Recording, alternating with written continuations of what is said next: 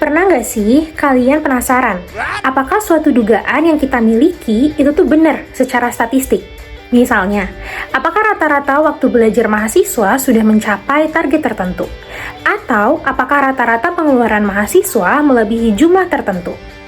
Nah, dalam statistika sosial, kita tuh tidak bisa hanya mengandalkan dugaan atau asumsi diri kita sendiri. Kita membutuhkan suatu metode yang dapat membantu kita untuk membuktikan apakah dugaan tersebut didukung oleh data atau tidak. Salah satu metode yang digunakan adalah uji hipotesis rata-rata satu sampel atau yang bisa kita sebut one sample t-test. Pada video ini, kami akan menjelaskan konsep uji hipotesis satu sampel, mulai dari pengertian, tujuan, hingga cara menginterpretasikan hasilnya menggunakan aplikasi SPSS. Oke teman-teman, sebelum kita masuk lebih jauh, kita tuh perlu memahami terlebih dahulu apa itu uji hipotesis. Uji hipotesis adalah suatu metode statistik yang digunakan untuk menguji kebenaran suatu dugaan atau pernyataan berdasarkan data sampel yang telah dikumpulkan. Sementara itu, yang ingin kita uji sekarang, yang namanya uji hipotesis rata-rata satu sampel atau one sample t-test merupakan teknik statistik yang digunakan untuk mengetahui apakah rata-rata suatu sampel itu berbeda, lebih besar, atau lebih kecil dibandingkan dengan suatu nilai tertentu yang telah ditetapkan sebelumnya. Dengan kata lain, metode ini membantu kita membandingkan rata-rata data yang kita miliki dengan nilai acuan tertentu secara objektif menggunakan perhitungan statistik. Lalu, apa sih tujuan dari one sample t-test ini? Nah, tujuan utamanya adalah untuk mengetahui apakah rata-rata suatu sampel memiliki perbedaan yang signifikan terhadap nilai yang dijadikan pembanding atau nilai acuan. Nah, melalui pengujian ini tuh biasanya peneliti itu tuh dapat menentukan apakah perbedaan yang ditemukan benar-benar bermakna secara statistik atau hanya terjadi karena faktor kebetulan pada sampel yang digunakan. Oleh karena itu, biasanya one sample t-test ini tuh sering digunakan dalam penelitian sosial, pendidikan, kesehatan, maupun bidang lainnya yang melibatkan analisis data kuantitatif. Nah, tapi yang gak kalah penting teman-teman, dalam one sample t-test itu tuh ada satu hal yang paling penting, yaitu mean atau rata-rata.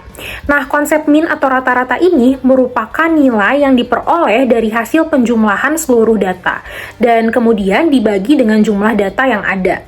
Rata-rata ini nanti akan digunakan untuk menggambarkan kecenderungan umum dari suatu kelompok data. Oleh karena itu, dalam uji hipotesis satu sampel, nilai mean ini akan dibandingkan dengan nilai acuan yang telah ditentukan sebelumnya. Nah, selain mean, ada konsep yang perlu kita pahami juga, yaitu tingkat signifikasi atau alfa, yang biasanya ditulis dengan simbol A. Nah, dalam banyak penelitian, nilai alfa yang digunakan itu adalah 0,05. 0,05 ini artinya 5%. Nah, nilai ini menunjukkan batas toleransi kesalahan yang dapat diterima peneliti dalam pengambilan keputusan. Apabila nilai signifikasi hasil pengujian lebih kecil dari 0,05, maka hipotesis 0 atau HO itu tuh otomatis ditolak. Sebaliknya, jika nilai signifikasi itu lebih besar dari 0,05, maka H0-nya tuh akan diterima. Nah, konsep inilah yang nantinya akan digunakan untuk menentukan apakah hasil pengujian mendukung hipotesis penelitian atau tidak. Lalu, mengapa dalam penelitian digunakan one-sided test? One-sided test digunakan ketika peneliti memiliki dasar teori atau hasil penelitian sebelumnya yang cukup kuat untuk menduga arah hubungan atau perbedaan yang akan terjadi. Dengan adanya dugaan arah yang spesifik, pengujian dapat dilakukan secara lebih terfokus sesuai dengan tujuan penelitian yang telah ditetapkan. Sebelum melakukan uji hipotesis, kita perlu memahami terlebih dahulu mengenai hipotesis statistik. Hipotesis merupakan dugaan sementara yang disusun berdasarkan teori atau hasil penelitian terdahulu dan perlu dibuktikan melalui analisis data. Secara umum, terdapat dua jenis hipotesis, yaitu hipotesis 0 atau H0 dan hipotesis alternatif atau H1. Hipotesis 0 atau H0 merupakan pernyataan yang menyatakan tidak adanya perbedaan, hubungan, ataupun pengaruh dalam penelitian. Sementara itu, hipotesis alternatif atau H1 merupakan pernyataan yang menyatakan adanya perbedaan, hubungan, ataupun pengaruh sesuai dengan dugaan yang ingin dibuktikan oleh peneliti. Setelah memahami konsep hipotesis, berikut merupakan contoh hipotesis penelitian dalam suatu penelitian kuantitatif. Misalnya, dalam penelitian yang mengkaji pengaruh tingkat partisipasi dalam organisasi terhadap efektivitas komunikasi dalam kelompok akademik pada mahasiswa. Hipotesis penelitian dapat dirumuskan sebagai berikut. Untuk H0, tidak terdapat pengaruh yang signifikan antara tingkat partisipasi dalam organisasi terhadap efektivitas komunikasi dalam kelompok akademik pada mahasiswa. Untuk H1, terdapat pengaruh yang signifikan antara tingkat partisipasi dalam organisasi terhadap efektivitas komunikasi dalam kelompok akademik pada mahasiswa. Melalui hipotesis tersebut, peneliti dapat menentukan dugaan awal yang nantinya akan diuji menggunakan metode statistik yang sesuai. Dalam pengujian statistik, terdapat dua jenis arah pengujian, yaitu one-sided test dan two-sided test. One-sided test atau uji satu arah digunakan jika peneliti memiliki dugaan yang jelas mengenai arah hasil penelitian, misalnya lebih besar atau lebih kecil. Sedangkan two-sided test atau uji dua arah digunakan jika peneliti hanya ingin mengetahui ada atau tidak adanya perbedaan tanpa menentukan arah tertentu.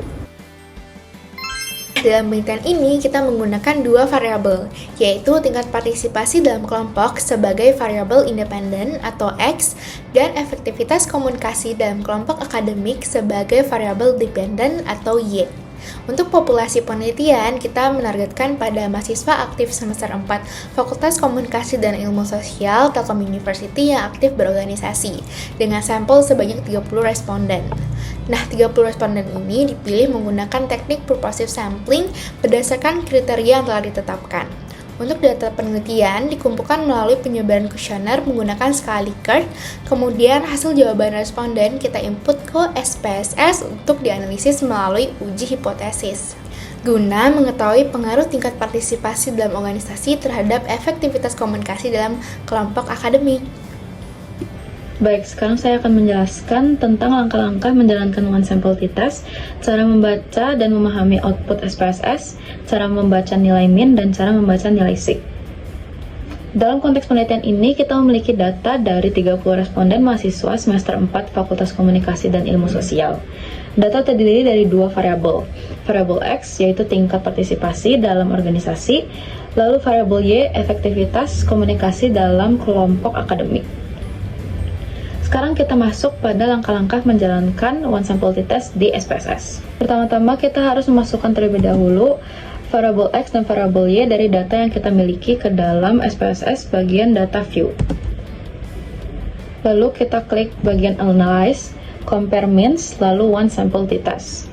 Lalu pada bagian ini kita harus memasukkan variabel yang akan kita uji ke dalam bagian test variables. Kita harus mengklik bagian X ini,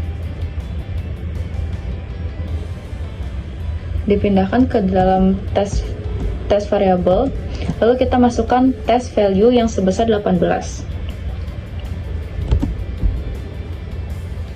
Lalu kita klik OK.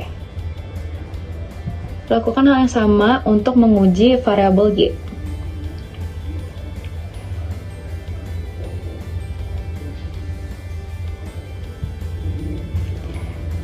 Lalu kita akan masukkan test value variabel Y yang sebesar 27. Lalu kita klik OK. Setelah melakukan kedua hal tersebut, akan muncul output yang disediakan oleh SPSS. Sekarang kita akan membaca dan memahami output yang dihasilkan oleh SPSS. Sekarang kita lihat pada tabel pertama yang bernama One Sample Statistics. Tabel ini menampilkan informasi deskriptif dari variabel yang diuji dengan 4 kolom.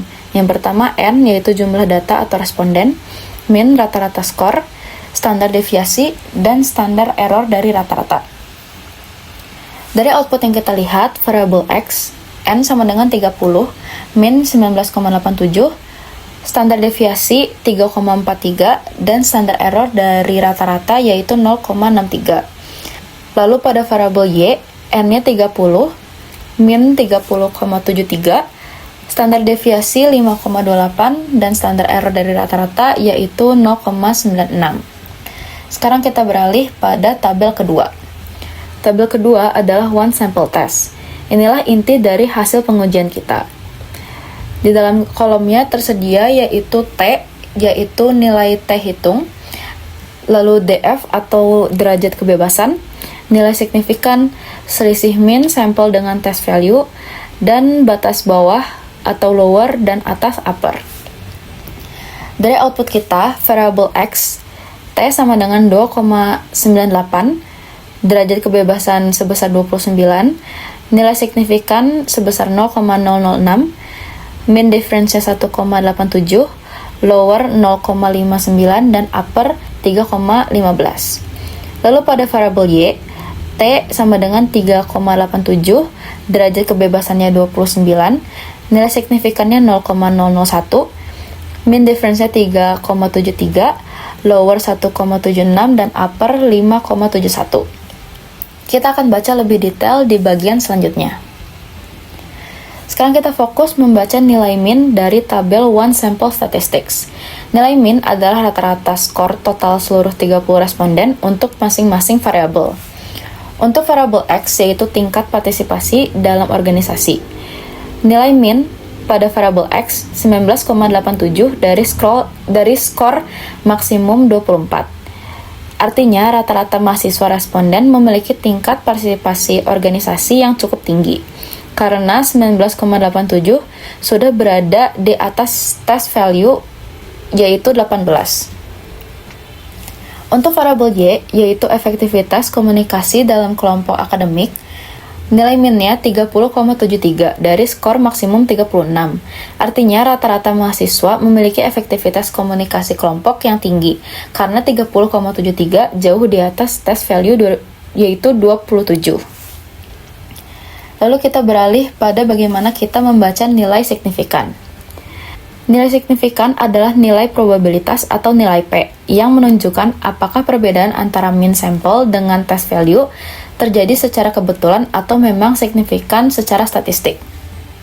Aturan pembacaannya, jika nilai signifikan lebih kecil 0,05, maka perbedaan signifikan sehingga H0 ditolak dan H1 diterima. Namun jika nilai signifikan lebih besar sama dengan 0,05, maka perbedaan tidak signifikan sehingga H0 gagal ditolak. Pada hasil untuk variabel X, nilai signifikannya adalah 0,006. Karena nilai ini lebih kecil daripada 0,05, maka rata-rata skor partisipasi organisasi mahasiswa sebesar 19,87 secara statistik berbeda signifikan dari test value 18. Artinya, tingkat partisipasi organisasi mahasiswa terbukti secara statistik berada di atas nilai tengah skala, bukan sekedar kebetulan saja. Lalu kita beralih pada hasil variabel Y. Hasil nilai signifikannya sebesar 0,001. Karena nilai ini lebih kecil daripada 0,05, maka rata-rata skor efektivitas komunikasi mahasiswa sebesar 30,73 secara statistik berbeda signifikan dari test value 27. Artinya, efektivitas komunikasi kelompok mahasiswa juga terbukti secara statistik tinggi. Dari kedua pengujian ini dapat disimpulkan bahwa mahasiswa yang menjadi responden memiliki tingkat partisipasi organisasi dan efektivitas komunikasi kelompok yang secara nyata berada di nilai tengah skala. Dan ini terbukti secara statistik, bukan hanya kesan dari data saja. Setelah memperoleh nilai signifikan dari output SPSS, langkah selanjutnya adalah menentukan keputusan terhadap hipotesis penelitian. Pengambilan keputusan dilakukan dengan membandingkan nilai signifikansi dengan tingkat signifikansi yang telah ditetapkan sebelumnya, yaitu 0,05. Apabila nilai signifikansi lebih kecil dari 0,05, maka H0 ditolak dan H1 diterima. Hal ini menunjukkan bahwa hasil penelitian memiliki signifikansi secara statistik. Sebaliknya, apabila nilai signifikansi lebih besar dari 0,05, maka H0 diterima dan H1 ditolak. Artinya, hasil penelitian tidak menunjukkan signifikansi secara statistik. Setelah keputusan hipotesis diperoleh, langkah berikutnya adalah menginterpretasikan hasil penelitian. Dalam penelitian ini, fokus yang diuji adalah pengaruh tingkat partisipasi mahasiswa dalam organisasi terhadap efektivitas komunikasi dalam kelompok akademik. Apabila H1 diterima, maka hasil penelitian menunjukkan bahwa partisipasi dalam organisasi berperan dalam meningkatkan kemampuan komunikasi mahasiswa saat bekerja dalam kelompok. Pengalaman berorganisasi memberikan kesempatan untuk berdiskusi, menyampaikan ide, serta berkoordinasi dengan orang lain. Namun, apabila H0 diterima, maka hasil penelitian menunjukkan bahwa tingkat partisipasi dalam organisasi belum terbukti memberikan pengaruh yang signifikan terhadap efektivitas komunikasi dalam kelompok akademik. Dengan demikian, uji hipotesis membantu peneliti dalam membuktikan apakah dugaan penelitian didukung oleh data yang diperoleh atau tidak. Statistik sosial tidak hanya digunakan dalam penelitian akademik, tetapi juga memiliki manfaat dalam kehidupan sehari-hari. Melalui statistik, kita dapat mengambil keputusan berdasarkan data, bukan hanya berdasarkan asumsi atau pendapat pribadi. Dalam lingkungan pendidikan, statistik digunakan untuk mengevaluasi proses pembelajaran dan perilaku mahasiswa. Dalam organisasi, statistik membantu mengukur efektivitas program kerja dan tingkat keterlibatan anggota. Sementara dalam masyarakat, statistik digunakan untuk memahami berbagai fenomena sosial sehingga dapat menjadi dasar dalam penyusunan kebijakan dan pemecahan masalah secara lebih objektif.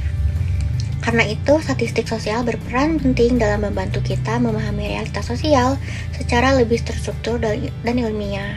Dari hasil pengujian hipotesis yang telah dilakukan, kita dapat melihat bagaimana statistik sosial menarik kesimpulan secara objektif dan ilmiah. Terima kasih.